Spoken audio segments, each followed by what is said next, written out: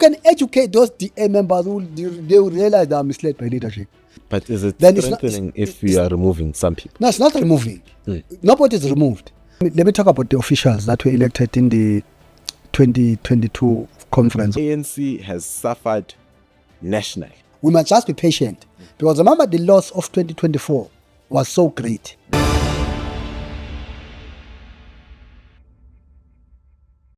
Well, ladies and gentlemen, welcome to another episode of State of the Nation.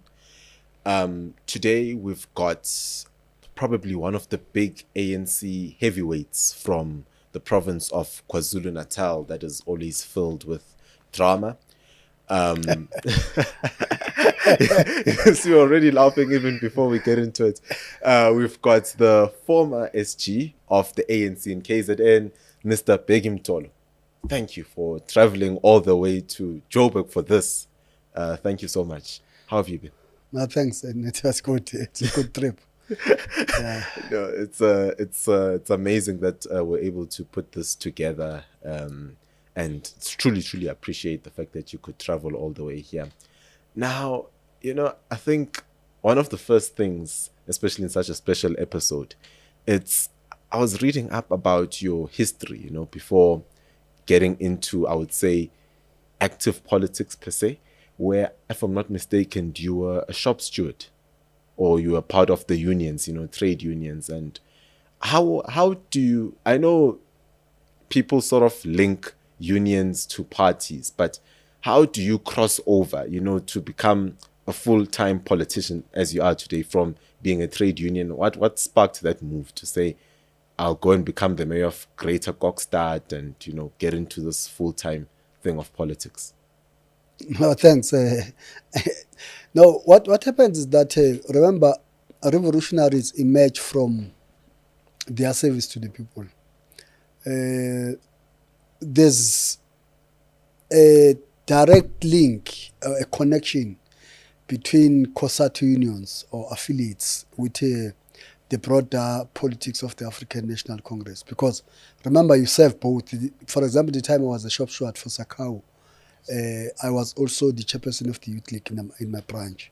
Then also a member of the ANC. There was a time I remember I was serving both as a chairperson of the youth league in the branch. I was serving as a deputy secretary in the branch, but I was also a shop steward in the same. Then there's that link.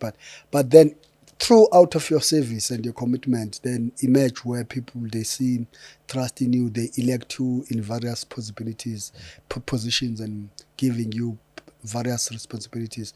Then that's how revolutionaries emerge. Well, they emerge through community struggles. Well, when you speak of being elected through various processes from branch, youth league, and the rest, I think one thing that we can't take away or we can't forget is the 2022 provincial conference, which was, I would say, a bit surprising, and I think surprising for a lot of us who only started to take interest in ANC, KZN politics closer to the time of the conference, because I would say before then, no one could have thought of a Siboniso Duma emerging. No one could have thought of a Bheki Mtolo emerging, for quite a while till it was close to the conference. And one can remember that back then, the public perception called the slate, they called it the Taliban slate back then, and it was, funny enough, it was aligned to, people believed, there was this connotation on the street that this slate is aligned to the Jacob Zuma side of the ANC or the RET. It's more revolutionary, and it's sort of not, it was deemed as a slate that is not disciplined, the way the public made it seem. And surprisingly, I think it has proved quite the opposite if I look at things now, in the long run. And I would say now is how as a slate, how did you guys manage to sort of get a clean sweep in that conference, as that collective that came through together, and get a clean slip and remove what was the old leadership of, Sihle Zegalala and the rest? How did you guys manage to get, that support that people can say, these are the leaders and we are trusting these guys to run the province? No, I think it was just a misconception for whatever reasons. Of course, there are people in the media sometimes who the mistake they take sides in internal elective conferences, and then once they take sides, the side that is not chosen by them, it gets vilified and all that. For example, let me talk about the officials that were elected in the 2022 conference of the ANC in July. These are leaders who led at various levels of the ANC in the youth league. For example, if you look at the chair, Comrade Duma was 2008. He was elected the regional executive committee member of the youth league in the then Lower South Coast, now Mtolo. Then, of course, he was once a chairperson of George Mpele branch, Ward 19, Unumzumbe now. And then I was coming from the youth league, being a regional deputy chair of Harry Gwala. And then I was elected provincial secretary.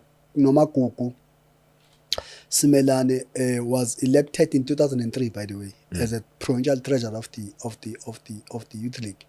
And then when he was elected, and he was re-elected in 2008 with ourselves. And then when he left the youth league, he was elected the regional chairperson of Mzala-Nxumalo, that the so-called Abaqulusi region, which includes Zululand, Nongoma, Pongolo, Vryheid. You can see that kind of a region. But he was able to be trusted by people in that area to be elected the regional chair of the ANC. Then Sipho Hlomuga has been leading the youth league in Josiah, which include Ladysmith, Scott, Beckville. He emerged deputy secretary of the ANC, became the deputy secretary of the secretary of the region for 2 terms. Then he emerged to the province as the deputy secretary in 2018. Tutugo was a chairperson of the youth league for the longest time, led with Mafika, and then he led the ANC region. Then these were not newcomers. They were not newcomers. We have been in the struggle together with Comrade Tusihle, Comrade Mtumseni, and all those who were leading. We were the same generation. In fact, with that generation, the person was a little bit a generation that we follow is Sigalala. The rest, most of us were the same generation, and with the generation that is after us, of course, the generation after us. Then it was just a malaise. It's like we were not newcomers. Where we knew the province of KwaZulu-Natal. We led at the provincial level at the youth league for almost 2 terms. Then we were known.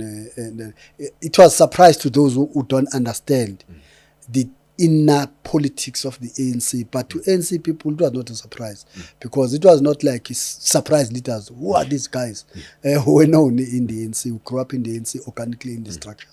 I guess it's not like myself in Action SA. Yeah, it's not. It's not like these other parties where just someone just rise and then who's this guy? It's not like that. We're people who grew up in the movement, and then we're known branches, and mostly. Remember, currently people who are leading the ANC now at branch level are people who have led with them in the youth league. Almost 90%, by the way, are people who don't. We don't doubt them; they don't doubt us. Well, I think one thing that I can give credits to the ANC for, which I'll give to the DA as well, and I've said from time and time again, is there's very few. Well, ever since the dawn of democracy, rather, there've been very few democratic parties that come out of democracy.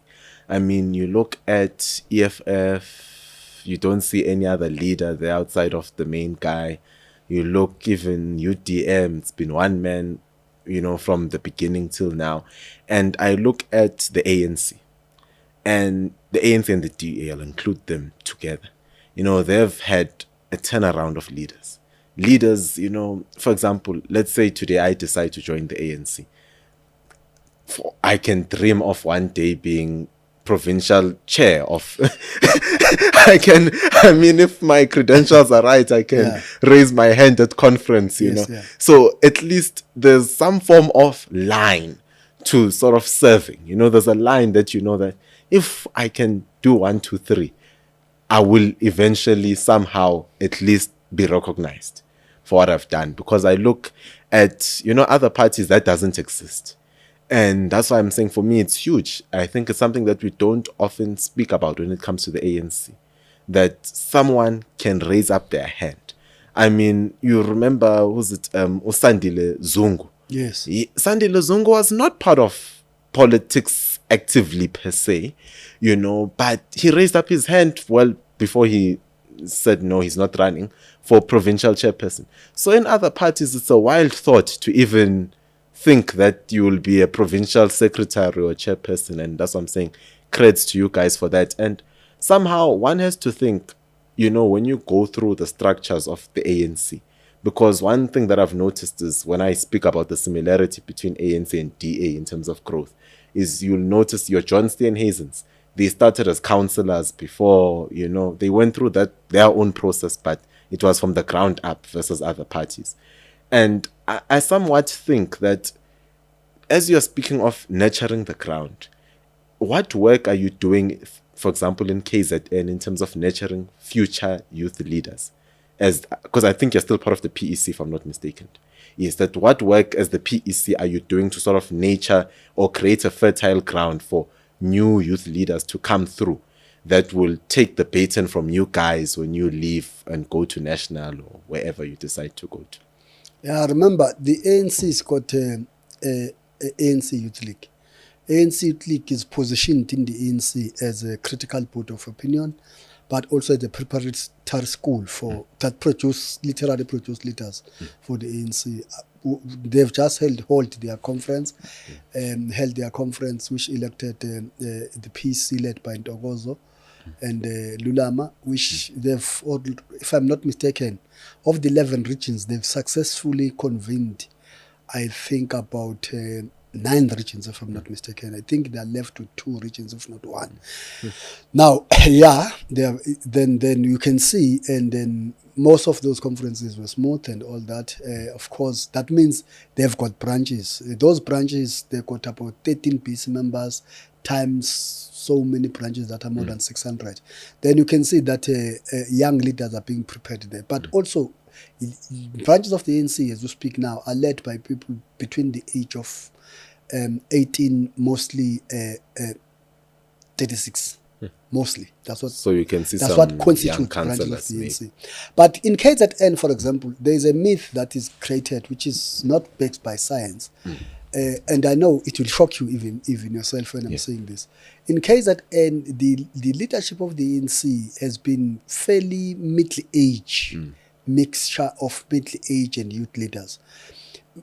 For example, if you take about former President Zuma, the leader of MK now, when he was leading KZN as a chairperson of Northern Natal, very few people know that he was in his late 40s. Then when he left here to National in 1997, he was at his towards mid-50s. Remember, he was elected in 1997, sorry, as a deputy president of the ANC. If I'm not mistaken, he was 54, 55 years. And then President Thabo Mbeki was elected as a deputy president of the ANC at very young age, I think was 52. Then even Jeff Radebe, the current convener, when the current convener was a chairperson of Southern Natal, he was very, very young. He was in his early 40s. Then Senzo Mchunu was even very, very young when he was at the provincial level. Mabuya Kulu was a treasurer, very, very young. Even Comrade Zweli, Comrade Bheki, they were at mid-40s. Then the current leadership of the ANC now, it represents what has been the leadership of the ANC in KwaZulu-Natal. It has never been led by people who are at advanced age. It has never been like that. It has been, they grew up, Comrade Jeff Radebe and Comrade other comrades, they grew up to be old when they were now at national level, when they've left KZN. That's what, then there's KZN and the ANC generally has produced leaders from the fountain of the Youth League. You can talk about Comrade Zaman Soul, Dr. Zaman Soul from Northern Cape. He came from the ranks of the Youth League. He went to the province.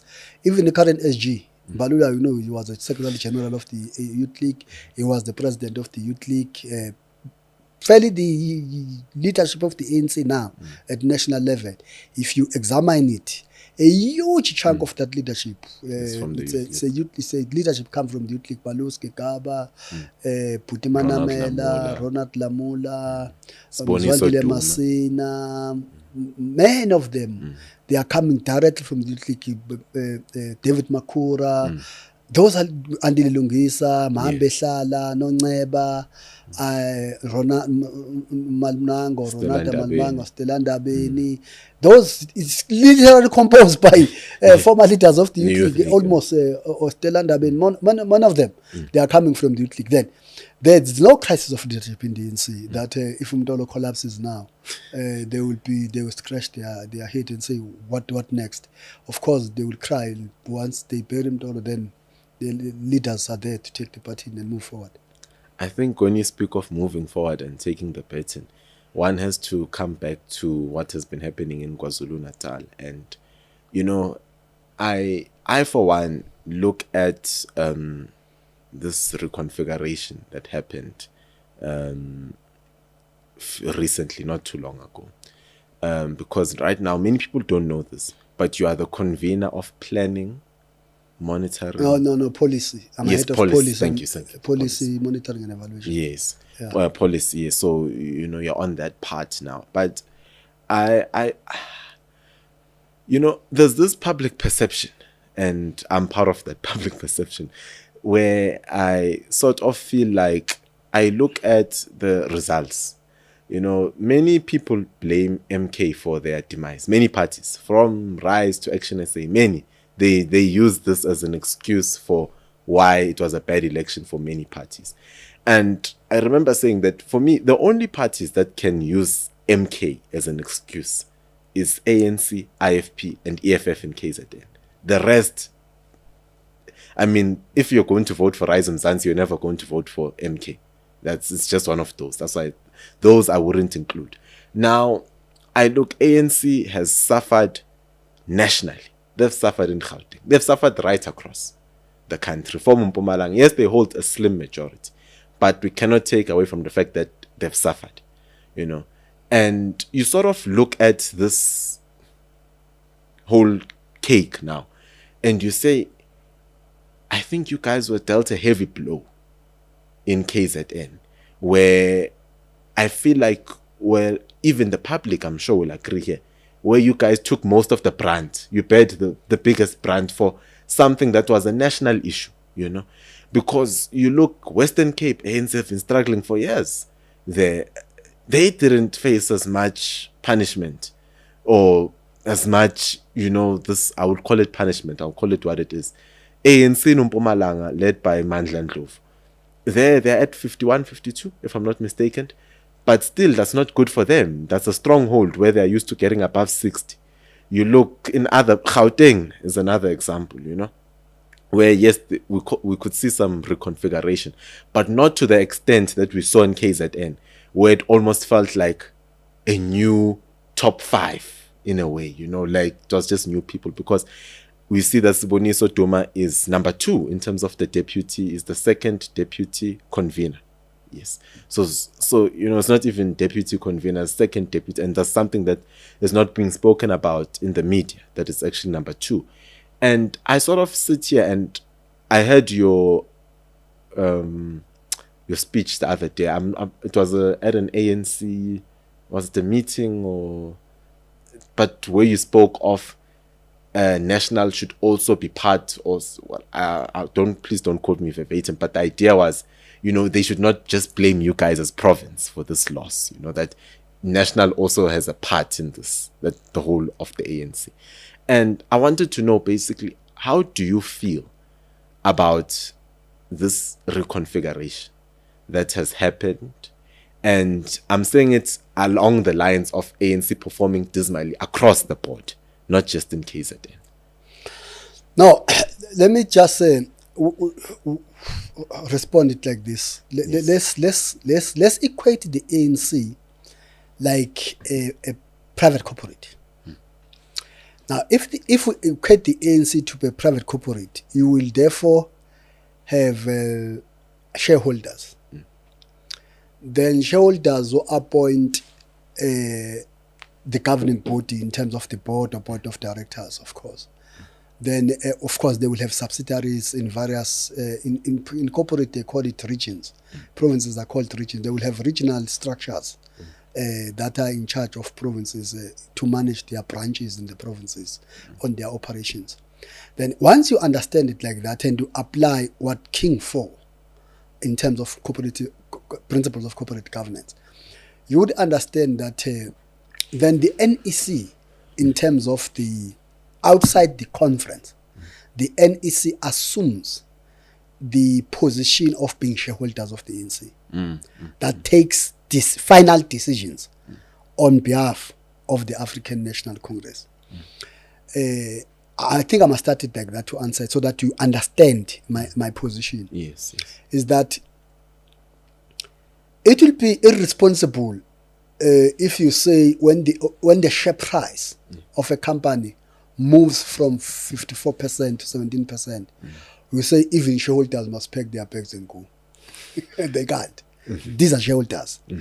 But the shareholders must take responsibility to reorganize the company so that the company performs well. Unfortunately, if they do that, certain board members, they either ought to be given more tasks or ought to be rearranged on how they work and bring more support. Then I view the reconfiguration to that level because, yes, you can say the ANC has suffered nationally, but the ANC has suffered nationally not with the equal footing.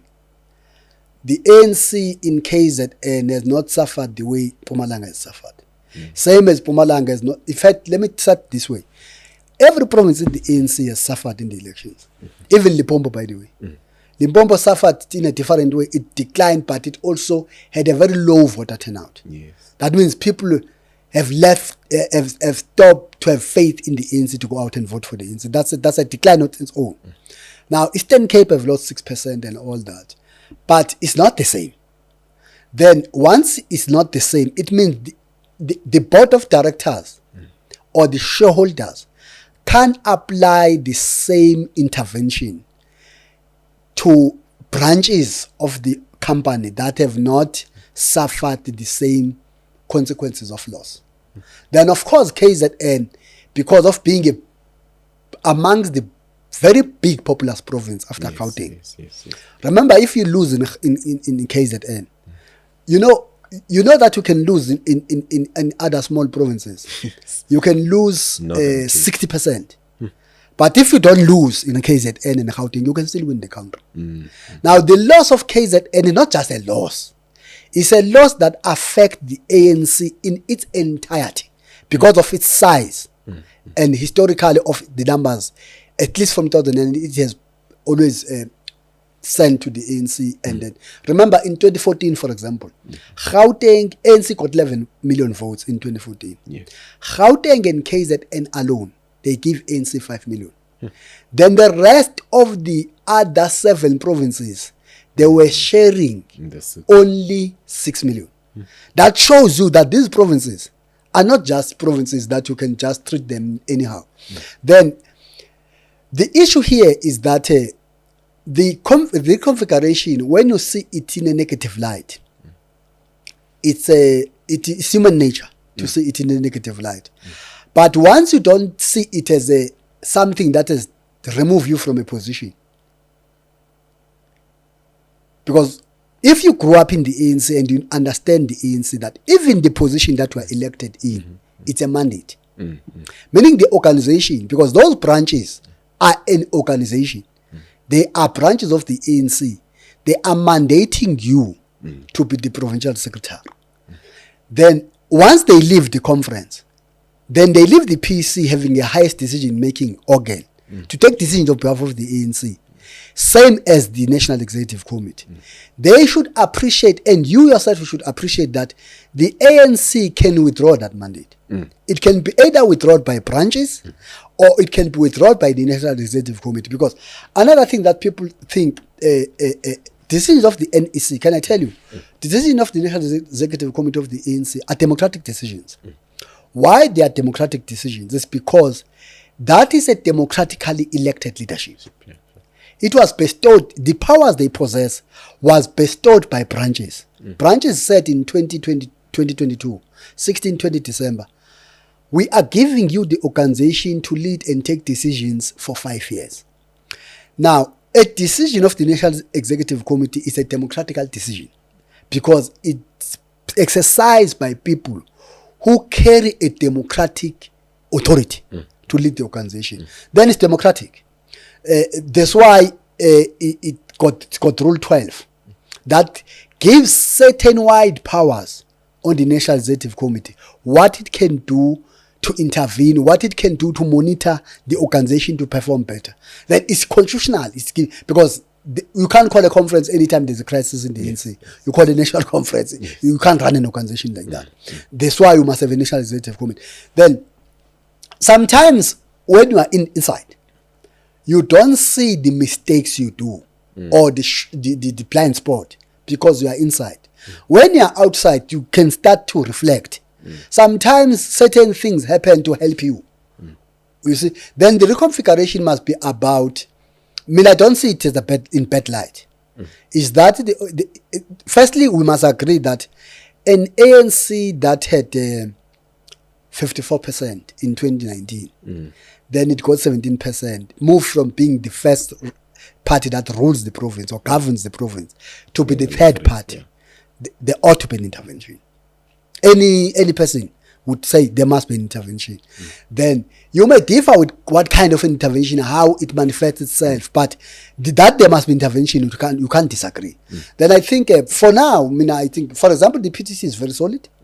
It's very solid, it's coherent, and then of course, ourselves in the PTT, of course, in the areas of our work, we'll score certain advances, but in some areas we'll score certain setbacks. For example, we've won by-elections, we're losing by-elections. We mustn't be despondent about those things. They are part of how we must just be patient. Because remember, the loss of 2024 was so great. Then if we think we're going to just recover urgently and immediately, we'll commit even more mistakes. We must know that this recovery. Let's talk about our main contender, for example, in KZN. We defeated them in 2004.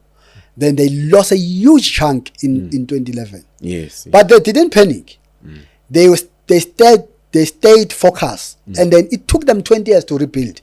You can see that now they are rebuilding themselves. They are coming back. Now, the ANC mustn't rush this thing. And the ANC in KwaZulu-Natal is not the first time. Remember when Spisong Kabinde was expelled? In the Midlands was very strong. Including part of my regions. Spisong Kabinde was very strong. But ANC didn't panic. It just went back to the people who thought went with Kabinde and mobilized them and tell them why it is wrong to leave from the ANC. Ours is to mobilize people back to the ANC. Don't push them away. Don't push more away outside the ANC. Yes. Let's mobilize, let's contest them on daily basis. If we contest people on daily basis and make them aware that to neglect the ANC is wrong, because currently in South Africa, I may be subjective because I'm part of the ANC and I've been part of the ANC for almost more than 30 years. But where I sit, there's no party that has got a clear solutions for South Africa more than the ANC. There's no alternative. Yes, voters, because they have suffered by service delivery in other areas, they will maybe 2 weeks without water. There's a huge unemployment, huge inequality, deepening poverty. Voters may be frustrated and think the new guy may do something. But that's why they changed new guy. That's why in 2014 they started to go for the EFF. They have realized these guys are bringing nothing. They are going to this new thing now. Within a space of time, they will realize. Then why ours is to tell voters, please be patient. These things are broader than you think. But also ourselves, we rebuild ourselves, we renew ourselves. We become truthful to our words in terms of actions. When we say we are literally renewing the ANC, let's literally renew the ANC in terms of let's fight wastage in government, let's fight maladministration. In fact, let's eliminate maladministration, poor governance, and all that. If we do those things and we champion service delivery, that there's no leaking pipes, the water is provided sustainable to communities, refuse removal, we start to unlock productive industries like agriculture, manufacturing, we roll out infrastructure, we put people to work, people will come back. The ANC can get 60 to 65% easily. You know, I think one of the, because you raised many points in your last answer now, but one of the things that I wanted to raise still on the, let's call it the transition of the old PEC to this PTT now, as in one must always speak about the discipline that happens in the ANC. And I look at yourselves as a PEC before being PTT. You followed National's instructions of setting up a GPU in KZN, as in you must work with IFP and the DA and the NFP in the legislature. And that was a decision, if I'm not mistaken, or rather the belief that that was the best way, from National belief that was the best way of dealing with the province, because everyone knows that you could have just gone and worked with MK and you'll still be in. It would still be possible.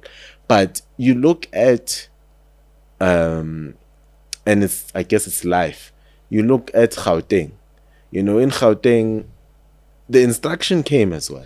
Work with the DA, form your own GPU the side, but at least the DA was supposed to be part of the coalition as everyone believed in the beginning. Hence, the DA voted for Panyaza Lisufi to be premier. Now, I look at all of this, and I sort of still feel that thing of where you said that, sometimes you need to look, when you look at it that you have lost a position, you might think of it badly, but when you look at it from another perspective, it's not so bad. And now I look at, what does this mean for discipline in the ANC? That those that followed instructions were dealt with heavy blows. Because this... What do we heavy blow? No, because you look at the heaviness of this reconfiguration. KZN felt the most. Yes, we can acknowledge the result of 17%. That's one thing. But we must still be fair. No. Listen, let me channel you correctly. You see, the mistake, but I understand we are not in the NC. The mistake that a reconfiguration is viewed as a punishment. Yes. It's a wrong perspective. It's a wrong premise. It's not a punishment. How can I say this? Is it not to deal with factions? No, it's not. It's not a punishment. It's about you got this leadership. Yes. The ANC suffered a loss. Yes. You must strengthen this leadership. Yes. Remember, I'm not sure how aware that this reconfiguration, everybody who was a PC is still in the PTT. Yes. It's still in the provincial structure. Yes. What it means is that it has been strengthened. Yes. The old PC, but because you can't strengthen it as it was, because yes. you're going to be unconstitutional, remember? Yes. Because the constitution had put, for example, the constitution says the PC must be 35 directly elected members. Sure. Then if you put other people, it's going to be outside the constitution in terms of composition. Yes. Then that's where the word reconfiguration. Remember, it's not disbandment. Yes. It's reconfiguration. You are reconfiguring it. You can trace what reconfiguration, yes. what it says in terms of constitutional.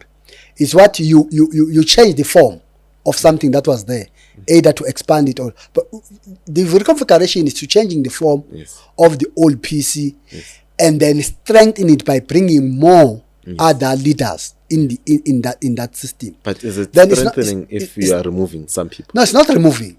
Nobody is removed. Remember, let me take that worst case scenario. Let's say the whole PEC was totally disbanded. Sure. Meaning they would have been removed from the PEC. PC, yes. But they are not removed in the NC, remember? Remember, I'm staying in Kokstad. Yes. In my branch. Yes. Ward 4, Joe Slovo branch. If I leave the PEC or provincial structure, but they can't fire me to be a member of my branch unless they expel me. Yes. Then if they remove me, I will go to my branch. The time I arrive at my branch, I would say, hey, I was at the province.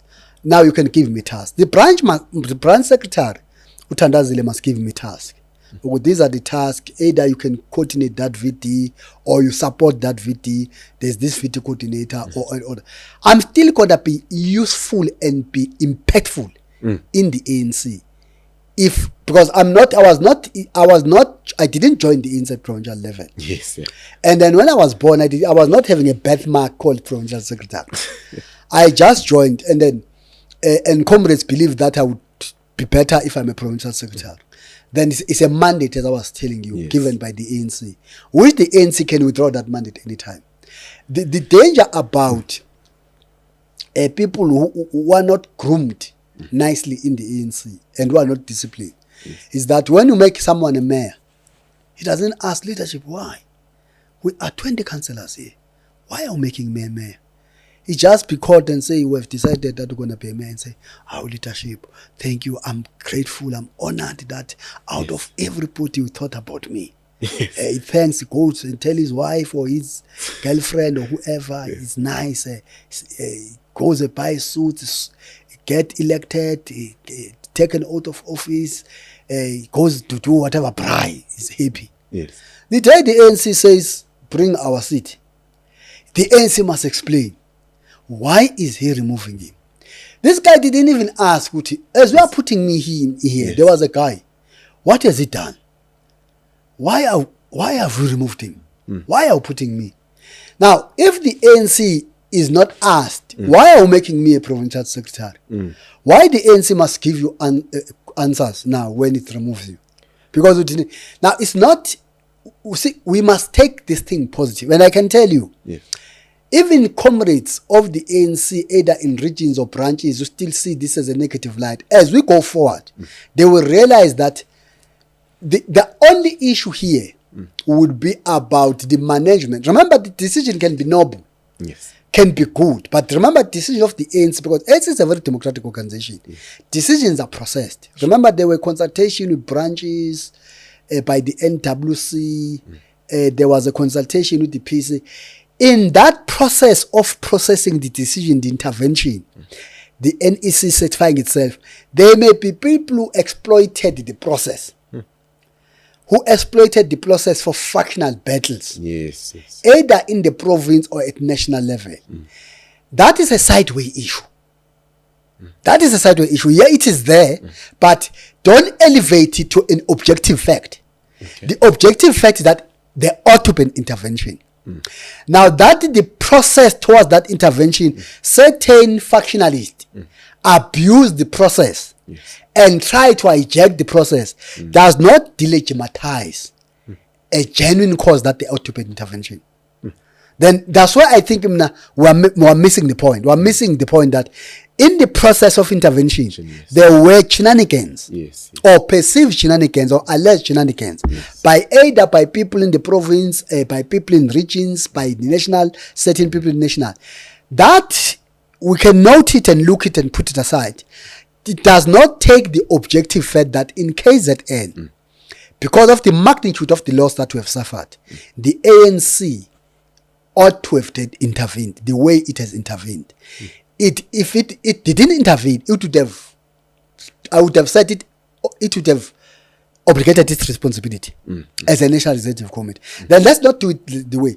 Now, we are raising another point, which I don't think, because remember, I was part of the National Executive Committee. A provincial secretary and the chair of a province. It's not true that ANC said we must work with IFP, DA, and NFP. It's not true. The ANC said we must work with all other parties. And then he said the party that has got the majority, the huge number of seats, meaning the leading party, but not the majority party, must be the one that invite people to form the government. Hence, the ANC developed the statement of intent at national level. It started to meet with all parties. You would remember that when it did that, EFF said, we are not going to meet you if you meet the DE. DA said, if you are meeting Action SA and EFF and MK, we are not going to meet. ANC said, no. We'll meet everyone.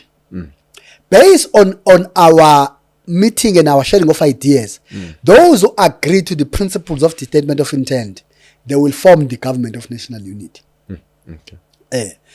That's how the government of national unity was formed. How about provincial? Same as provinces. Okay. What you don't know in KZN is that we are third party. Yes. Yeah. Then the MK is got 45%. Yes. 37 seats. Yeah. The second party, it's a IFP with 15 seats. Then we were 14 seats. Then the 11. Yeah. We waited, as the National said, whenever initiated a meeting, we as the NC. I was the provincial secretary.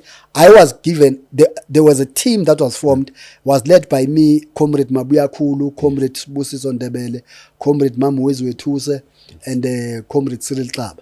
Yes. That team was the team that was a negotiating team established by the PEC.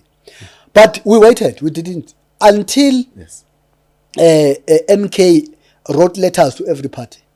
It wrote letters to the IFP, it wrote letters to NFP, wanted to meet them, it wrote letters to the EFF. It didn't write a letter to the DA, it didn't write a letter to the ANC. Then we were therefore had a consultation with the IFP through the deputy president of the IFP, Inkosi Ubuthelezi Mzamo. Yes. Then our first meeting was at the provincial office with Inkosi Mzamo.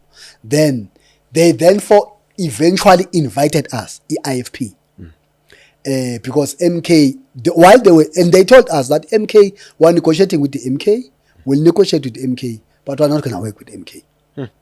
Then MK wanted to isolate the ANC in KwaZulu-Natal. Yes.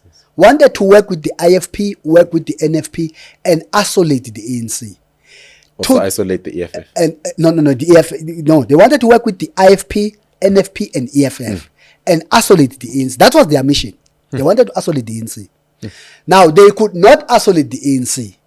Then the government of KwaZulu-Natal is it what it is today because of the recklessness on how the MKP managed the coalition. Then let's come to Gauteng. It's also not true that Gauteng defied national leadership. Okay. Though I may not speak on their behalf, but I know that Panyaza have been saying this. They have not defied national leadership. They had the agreement with the DA. So they had a negotiation with the DA in Gauteng. Yes. And then even national leadership was part of those negotiations. But it was clear that the DA was putting demands that they could not meet. But did you see the departments that they gave the DA? No. It's clear that DA was putting demands that they could not meet. And then DA thought they are not going to form a government, I assume, because with the dynamics of Gauteng. Yes. They formed the government the way they formed. But it's not the fault of the Gauteng leadership. Yes. It's the fault on how the rigidness of the negotiations that took place. Remember, the constitution kicks in. It says at a particular point in time after elections, a particular point in time a government ought to be formed. 14 days. Then the government ought to be formed in Gauteng. They could not. Then you must understand that coalition. Remember, another thing that coalitions are new. Yes, in South Africa, particularly at the provincial level and national level, they are very, very new. Yes. For example, at national level, there's something you must understand.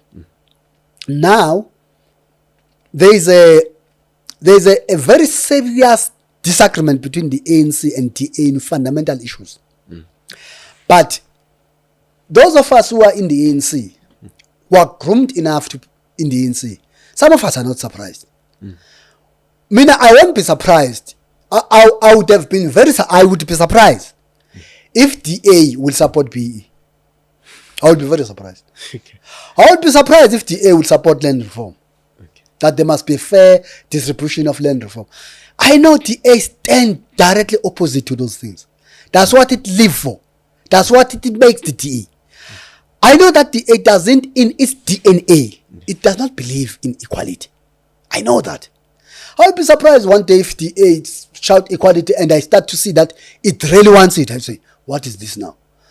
Now, same, I think the DA... What about the VAT? I think I see DA would be surprised if they will realize that the ANC will neglect pro-poor policies of redress. DA knows that we will never an inch move away from those things. They know that we entered, but the contention is not about that. If you look at the national government, how it is formed, DA and ANC. Yes. Let me put it this way. DA, EFF, and MK. You know that when they combine, they can't form government. Yes. They can't form government. Yes. DA is 21%. Let's give it round off to 20%. Yeah. EFF is let's round off to 10%. Yeah. Then that's 32. Yes. MK 15. is 15. 14, 15. That's 46%. They don't form government. Yes. Then they must have a range of various parties Yes. that they must work with. Yes. Up until to just reach above 50% mark is difficult. Now, you got ANC. Yes. ANC's got 40. Yes. EFF has got 10, that's 50. MK, that's 54. That's 64%. Yeah. That's it. But you mustn't be fooled by that. The EFF and the MKP, they want the ANC collapsed now, not tomorrow. If they get a chance. If they get a chance to, I can tell you now, if you say the ANC must work with MKP and EFF, two possibilities happens. Sure. There may be two possibilities that will happen. The first possibility is that you will go to parliament thinking they will elect you. They will make a deal on the door. You will see things when they happen, they were supposed to vote. Ubone uJohn nominate wala pucamba kuyadlala. Uthi uJohn nominate where is going to get votes. They vote for him.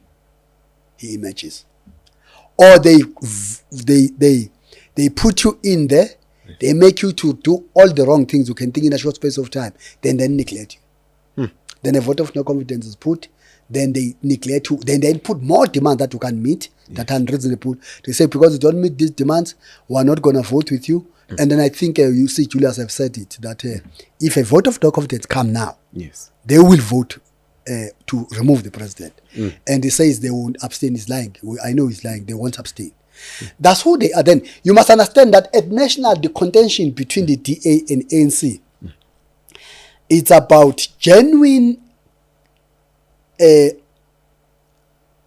ground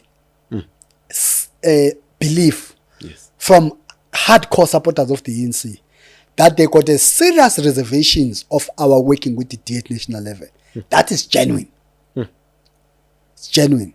Ours is to take them through, as Mantashe was trying to. I think we have realized Mantashe when he was trying to explain it in the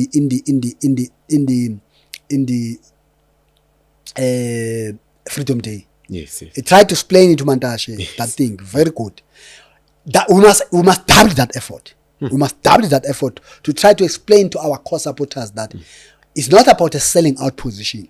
It's about position to it is just strategic retreat to reorganize ourselves and then go forward. But these others are putting that to collapse the GNU. Yes. And in the collapse of the GNU, with the aim of collapsing the ANC and uprooting the ANC out of government. Because they want the ANC to be out of government as of today, not tomorrow. They can't wait to see the ANC being in opposition benches. They are not willing to work with the ANC. They can do anything under the sun. They can even work with whoever who would make sure that the ANC is out of government. Then you must understand that. Then when you discuss these issues, you must put it to a correct perspective. For example, you find that ETA will say they are not supporting National Democratic Revolution. Yes. I believe somebody misled ETA. I doubt ETA have ever read the strategy and tactics of the ANC. And I'm sure the day the DA read the strategy and tactics of the ANC and go and read the whole chapter that deals with the character of the National Democratic Revolution, they will change their mind. But I also suspect that I'm wrong. They've read it. They understood what it means. Because remember, in the NDR, in the character of the NDR, one critical point that is raised by the NDR in the character of the National Democratic Revolution, one critical element that's raised by the strategy and tactics is that the colonization of a special type, where the colonizer and the one who's colonized, they are sharing the same territory, meaning National Party and ourselves and everybody else and the old colonialist government were sharing the same territory. It's not like France colonizing African countries, but in France. Yes. You see, no, these guys are here. Yes. Now, it says it has manifested itself where there are antagonistic contradictions that can never be resolved through reform. They ought to be destroyed. That's what it says. It therefore further says, our system we seek to build will either stand or fall based on how we destroy these antagonisms, which is race, gender, and patriarchal relations of power. But just to ask. Now, wait. Now, but it goes further to say, what are these elements? Among these elements, it talks about equality, it talks about distribution of wealth, it talks about distribution of land. Then I think the DA have learned this thing, but they are misleading the just general white population that this is about socialism. If you go to the character of the National Democratic Revolution, in the strategy and tactics, there's nothing talking about socialism. It talks about these fundamental issues that I know they stand fundamentally opposed to them. That's why they oppose National Democratic Revolution. But if they can say to me, come and explain this National Democratic Revolution in a DA Federal Congress, when I leave that conference, the whole DA people will say, but why we oppose this thing? This thing talk about equality. This thing talk about distribution of wealth. It even talks about how the economy should be structured and how the economy should be managed in order to create more jobs and higher forms of growth. You see, it talks about our relationship with monopoly capital, that it is that of unity and struggle of the purposes, contestation and operation and cooperation. It's very clear, even when it goes to those extent contentious issues. It's very clear that if you can educate those DA members, they will realize they are misled by leadership. They are opposing something that they are not supposed to oppose. But I think the issue is about race, class, and patriarchal relations of property relations. That's what the DA, because DA stand opposed to that because it wants to maintain the status quo. And they don't realize that the status quo is not sustainable. The status quo in South Africa is not sustainable. People are frustrated. You see, I was watching one, I think it's SABC, one show in SABC. There was a lady there. He was busting and saying, we must collapse this economy. We must ban everything. It is time. And then the presenter was asking, is it that not irresponsible? He said, even if it's irresponsible, but it's not helping anyway. This economy is not helping. Then you see, once that sentiment grows, you can see that this current arrangement of so much inequality and so much people are rich and so much people are in poverty is not sustainable. Then it is not in the best long-term best interest both of those who are rich, the captains of industry, and those who are poor. But those who are rich and captains of industry is the one that must put more effort, and those in government, that we must create a legitimate state that is trusted by society, that if I pay tax, my tax will go and purify water. If I pay tax, my tax will buy a traffic motor vehicle that will make sure that everybody doesn't break the law. Once we create that legitimate state, what the president of the Youth League was saying, meaning we are creating a legitimate and a credible message. Once the state and the ruling party called the ANC, terms of our renewal, we achieve to position itself as a credible messenger to our people, most of our problems will be solved. So my question comes from one of the things that you raised now in terms of the DA's lack, in terms of they are not similar, in terms of like policies are opposite in terms of ANC, DA and all sorts. And you look on one side, I think I've said this thing many times where I believe that there's three centers of political forces in South Africa. You've got the extreme left being EFF and MK by themselves, and then and the progressive with the small ATM and the rest. And then in the center, right in the middle, you've got the ANC. And many people tend to group the ANC with this extreme left of MK and EFF, which is wrong. It's not true. And then you've got on the center right being the DA. Now, each of them, if you look, they all have a similar share in a way, because predictions are, according to pollsters, not me, people are saying ANC will go down to 30 or whatever. We'll see when we get there. But now that means you'll say EFF MK sitting at 30 something by the next election, maybe 25 to 30%. You can say that's where EFF MK is. And then ANC 30-ish according to pollsters, not me again. And then the DA middle 20s maybe by itself. Now, I have to find a way and wonder, who do you think the GNU is sustainable without the DA?